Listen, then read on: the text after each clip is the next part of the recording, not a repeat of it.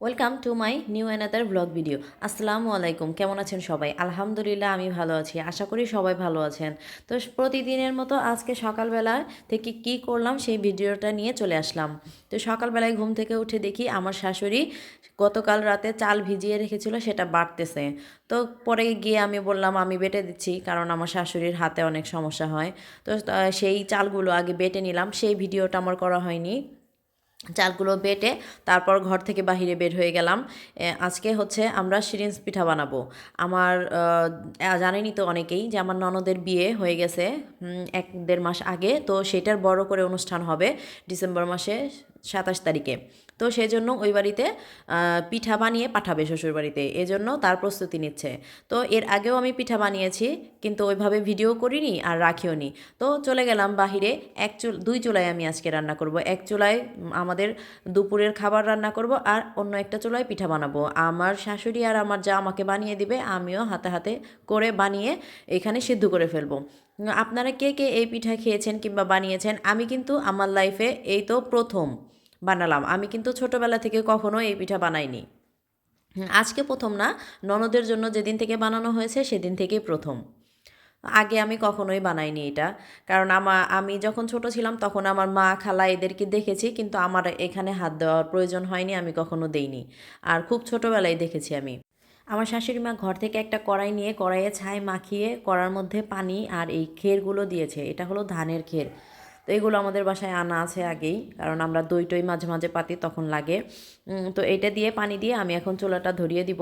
এটা ঢেকে দিব, বলক উঠলে তারপর এটা দিব। আমি প্রথমে কলা পাতায় পরিষ্কার করে ভালো তেনা দিয়ে মুছে তারপর তেল মাখিয়ে নিলাম।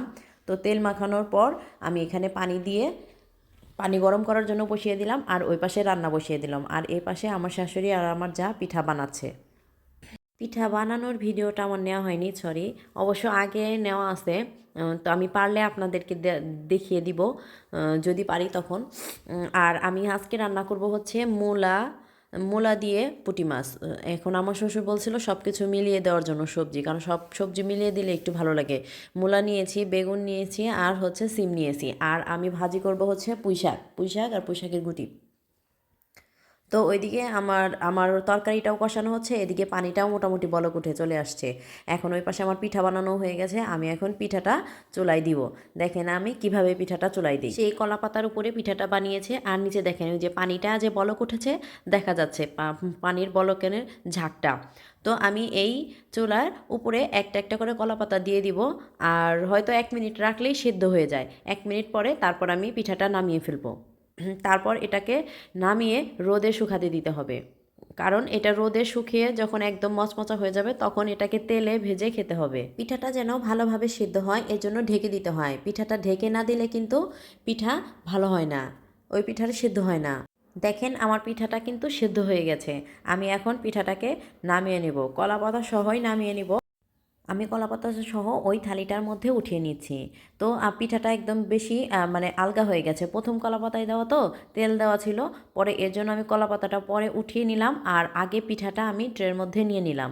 তো এভাবে আমি সবগুলো পিঠা উঠিয়ে রোদেই এখানে রেখে দিব। তারপর আমার শাশুড়ি ছাদে গিয়ে শুকা দিয়ে আসবে। আজকে আর কথা বাড়াবো না।